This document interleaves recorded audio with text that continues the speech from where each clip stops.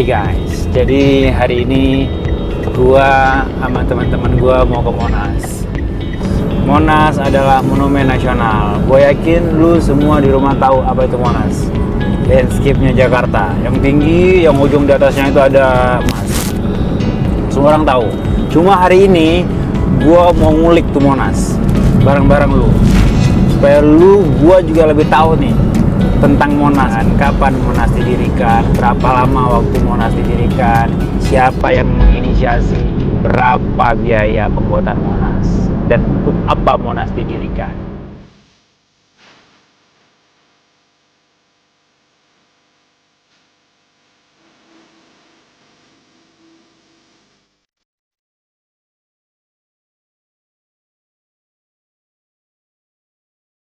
Guys, kita akhirnya sampai ke Monas, Monumen Nasional.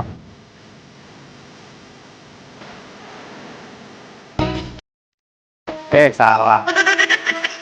Salah.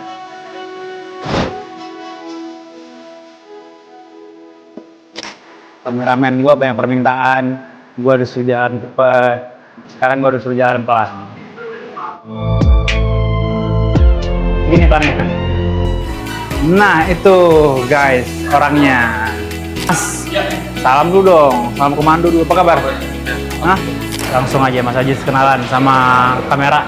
Sama yang di rumah. Perkenalkan saya Abdul Ajis, bisa dipanggil dengan Ajis, sebagai pemandu wisata di Monas. Pokoknya tetap di Tourism Jams. Let's go. Mas, tolong jelasin ini Monas tahun berapa dibikin? Yang di belakang kita ini adalah Monumen Nasional.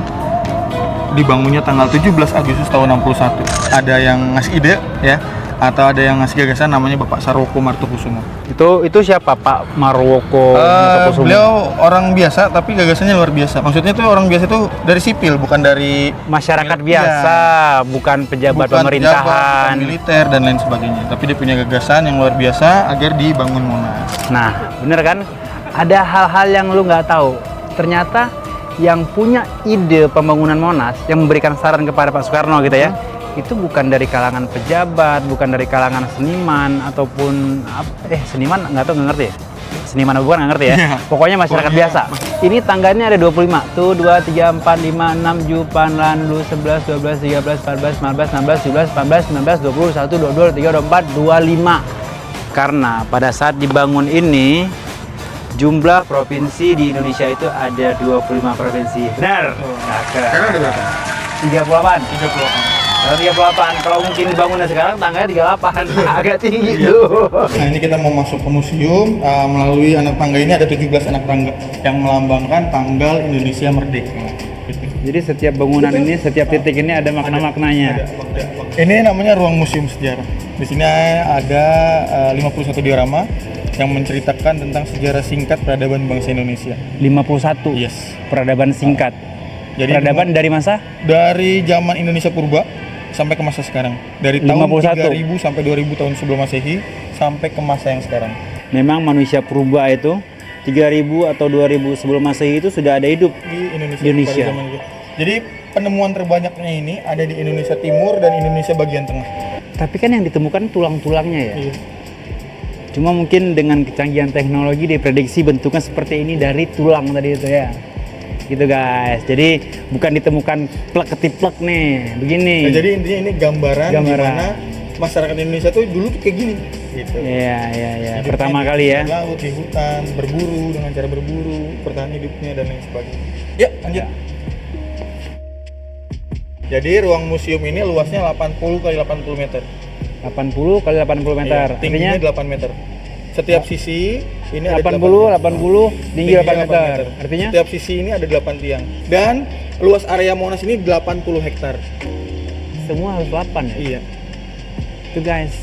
Jadi luasnya 8 kali 80 nih. 80 kali 80 meter. Tingginya 8 meter. Dan luas Monas keseluruhan sampai pagar ya 80 hektar. 80 hektar. Itu ngambil angka 8. Kalau tanggal tadi 17, tanggal 17 Agustus, kalau 8 ya Agustusnya, 8 Agustus. Keren. Ini seluruhannya 45 anak tangga. Oh, Hidungnya dari sini. nyambung. Iya, betul. Saya pikir sama kayak di sana. Enggak. Beda ya? Kalau kita masuk 17. Yes. Kalau menuju ke lift 45, 45. tapi nyambung. Nyambung. Tapi jangan khawatir buat yang difabel, lansia. Ini Nah, mereka yang apaan? Ini pakai ini chairlift. Oh ini ya? Yes. Oh bisa nih. Oh, nah guys. Ada di bawah. Buat difabel, Iya. jangan khawatir lansia naik tangga nggak bisa kan? Dia pakai ini nih apa namanya? Chairlift. Chairlift. Chairlift, kursi lift. Yes. Kursi lift. Gitu guys. Jadi bisa naik. Nit. Kita masih kuat jalan. Insya Allah. Ini ujung dari 45 anak tangga menuju lift. Dan gue salah kostum deh kayaknya. Kalau tadi apa? Buka aja? Boleh. Kalau tadi apa namanya? Hujan. Tadi hujan. Gerak gue. Ini liftnya nih. Ya, kita langsung Menuju lift. menuju ke Kita masuk dulu. Ya, salah. Sana dong. Gue mau. Gue bawa. Maaf ya Bu. Nih. Guys, kita naik lift 115 meter. Kalau diukur kurang lebih sekitar 30 lantai gedung pada umumnya. Berapa menit? Menit. 1 menit. Berapa tahun pembuatan Monas? 6 tahun. 6 tahun proses pembuatannya sampai jadi nih. Sampai jadi. Pernah terbengkalai nggak? Iya sempat terbengkalai kurang lebih 1 tahun. Jadi karena ada ini G30 SPKI. Oh, Gitu. 65. Stop dulu, stop dulu. 65. Jadi 66 lanjut. Lanjut. Ada dia pulih. At the first ball, now the sun is going. Pembuatan Monas ini menghabiskan biaya sekitar 7 miliar rupiah. 7 miliar itu zaman dulu ya. Itu sumbangan dari masyarakat Indonesia. Jadi ada yang ngasih emas kayak Bapak Tengku Markam, dia penyumbang emas terbanyak. Orang Aceh. Orang Aceh. Orang Aceh. Sekitar Tengku Markam. 28 kg emas dia sumbang untuk Monas. Oke, jadi guys gitu. Monas ini dibangun dengan menghabiskan biaya sebesar 7 miliar pada saat itu. Nah, biayanya itu bukan hanya dari pemerintahan, tapi sumbangan para saudagar-saudagar yang ada Saudagar-saudagar. di 25 provinsi. Kalau lu mau lihat Jakarta dari Monas bisa dari sini.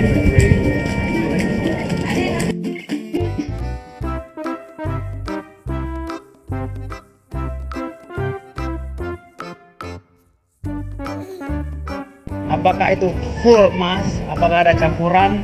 Dan beratnya berapa? Oke, jadi bahan dasarnya itu perunggu. Oh, dalamnya perunggu. Ya, jadi Semuanya. dibikin dulu perunggunya beratnya 14,5 ton. Perunggunya 14,5 Betul. ton. Perunggunya aja guys. Perunggunya Itu 14,5 ton. 14,5 ton. Terus? Nah, tingginya itu 14,5 meter, diameternya 6. Untuk menutupi perunggunya itu membutuhkan emas 50 kg untuk dilapis. Murni. Murni. Tadi kita di sini. Ya, ini tadi kita di sini. Naik Terus sampai ke naik setinggi 115 meter. Nah, ini derancang udah kuat banget. Dia sanggup menahan gempa sebesar 9 skala Richter. ya kurang lebih. Ya, kita ke ruang kemerdekaan. Enggak juga Mas ya? Ya. Nah, ini ruang kemerdekaan.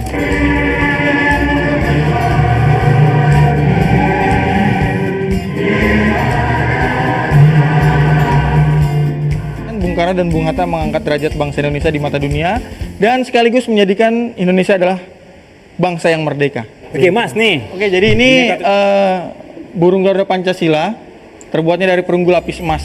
Jadi perunggunya ini mencapai dilapisin. Iya, 3,5 ton beratnya. Ini dibuatnya di Yogyakarta. Dulu dikepalai oleh Bapak Edi Sunarno. Guys, jadi ini dibikin oleh seniman-seniman yang berasal dari Yogyakarta. Kita udah bolak-bolak nih dari tadi nih. Bolak-balik Oh, dong. bolak-balik, sorry itu maksudnya itu udah bolak-balik. Jadi memang Monas ini monumen nasional dibangun untuk mengenang jasa para pahlawan yang sudah gugur, yang sudah rela memperjuangkan harta, nyawa, tenaga, semuanya. Dan Monas ini juga mahakarya seniman-seniman Indonesia. Oke, buat yang di rumah, jangan pernah melupakan sejarah kalau kita ingin maju. Belajar dari sejarah. Mudah-mudahan dari yang tadi Mas Ajis ngasih tahu ke saya, tambah ilmu ya buat kalian yang ada di rumah. Nambah pengetahuan juga. Tambah pengetahuan. Mungkin ada pesan dari Mas Ajis. Pesannya semangat terus, jangan lupakan sejarah dan ayo ke Monas. Tourism Jam.